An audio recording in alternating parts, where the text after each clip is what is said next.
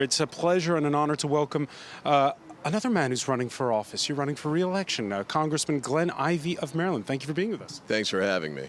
You are a Democrat, member of the House Judiciary, the House Ethics Committee. Yes. What's this election about?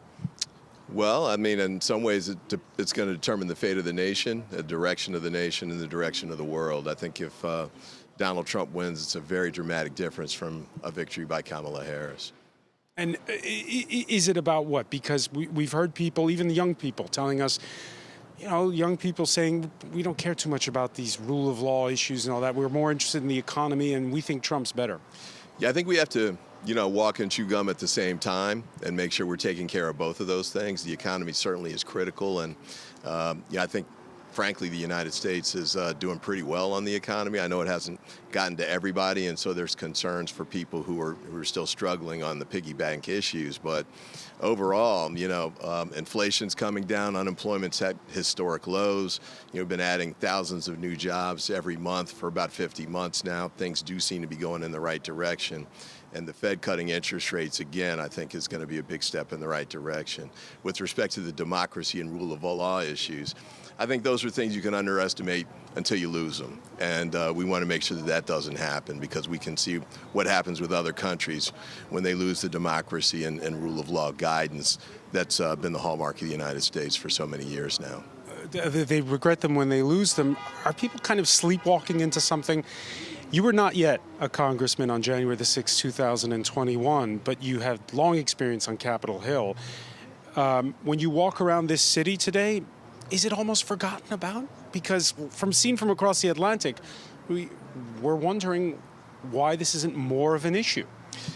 Well, I think it depends on which sector of the country you're talking to or talking about. I'm African American. When I was a young man, the country was still segregated. I know what it's like to not be able to vote. I know what it's like to be unable to go to certain schools and certain stores and the like. And those of us who are old enough to remember the world before Roe v. Wade, and it's sad to see that again, women in a generation who've lost the rights that their grandparents and mothers had. It's easy for us to move in the wrong direction if we're not careful. We see a growing gender divide over this issue of reproductive rights. What happens to the women's movement if Donald Trump is elected?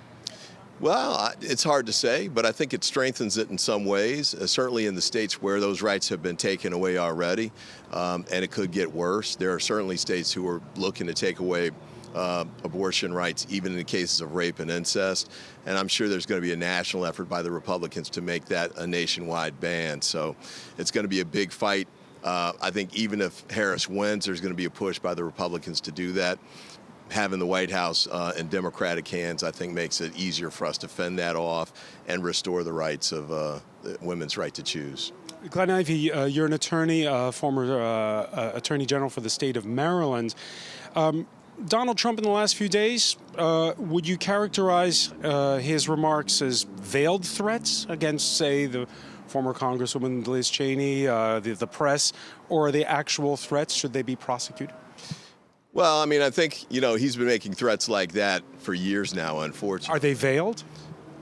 I think they're pretty straightforward. Whether, legally you have to have the ability to carry it out immediately. So it's not going to be a criminal prosecution, but he still has 3 of those left that are over his head. So it's not like he'll be out of the clear. But I think the bigger point, though, is that if he gets control of the government, the Army and Department of Justice, he can misuse them. In fact, in the last administration that he had, the only thing that kept that from really getting out of control were members of the cabinet, Secretary of Defense refusing to seize ballots or have the military used to suppress peaceful, nonviolent demonstrations. So making sure that doesn't happen, or that he doesn't weaponize prosecutors to go after his enemies that he's put a list out about, that's the stuff that we have to worry about. How strong are institutions? Is there a plan if he's elected? Yeah, there's a fight that'll have to happen, but I think we've seen that, he pushed it to the brink when he was in office in 2017 and through 2021. We don't want to see that again. We want to make sure that we just keep him out of office, defeat him here at the ballot box, and we won't have to worry about those issues. We can begin to repair the rule of law and democracy here in the United States. Congressman Ivey, you mentioned all those court cases that are still pending. If Kamala Harris is the winner, Should she pardon the former president? I don't think so, no. And she could only pardon the federal cases, so there are 2 state cases that are moving forward. And I don't think the governors in those states should pardon him either. He should be held accountable for what he's done. That's happened in a couple of cases already with respect to the civil liability for sexual assault and the corporate fraud that his company committed. And I think he will be held accountable in the remaining 4 criminal cases. So just to be clear, does that mean he should go to jail? I think so. I mean, you know, he's talked about 2 tiers of justice. The tier that he's on, he's complaining about being overly prosecuted. If he'd committed all of these things as a regular person, not only would he not be allowed to run for office, he'd have trouble getting the job. So I don't think being in the White House and being the president of the United States, he shouldn't be eligible for that. The acts that he's committed already should disqualify him from holding the presidency. But your U.S. judiciary system is slow. Yeah, you know, he gets due process. He gets the rule of law rights that he complains about not having. He still gets them anyway, but I think he'll still be held accountable ultimately. Ultimately, what are your constituents telling you? What is highest on their minds? There's a lot. Certainly they want to have Kamala Harris in the White House. Certainly they want to have better opportunities with respect to the economy, grocery and gas prices. They want to continue to see those come down.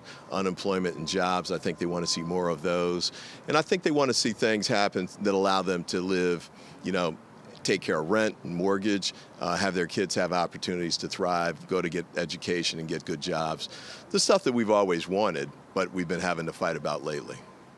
I asked about January the 6th earlier because January the 6th, 2021, it was the moment where both houses of Congress meet to certify the election, normally a formality. The U.S. Vice President refused to sway, and Donald Trump had to exit the White House. Yeah. It'll be the new Congress that will certify the election this time. What will happen if Republicans are in control for that certification process? I think certification will still happen, provided that we win the majority of the states that we need to get the 270-plus votes in the Electoral College. You're still going to have Trump and others complaining that the election was stolen. But at some point, I think we have to, again, hold them accountable and make sure they follow the rule of law and basic democracy. You know, if you lose, you vacate office and permit the peaceful transfer of power, or in this instance, the peaceful continuation of power with the Democratic Party from Biden to Harris. One final question for you. What are the tea leaves we should be reading? What should we be looking for throughout this day? What are you looking at? Well, I mean, in some ways, I'm not in a battleground state. Maryland is deeply blue, and, you know, clearly Harris is going to win there. But some of the states that are going to be in play, Pennsylvania is a big one. But there are others that have gotten interesting very recently, like Iowa. If Harris wins those states, you know, this could be a blowout. So we'll see. You think that's really possible? We'll see. You know, it's up to the voters to decide. It feels like a toss-up to me, but when I saw that poll that had her up in Iowa, that was astonishing to me. So we'll see. Glenn Ivey, many thanks for being with us. Thanks for having me. All right. Appreciate it.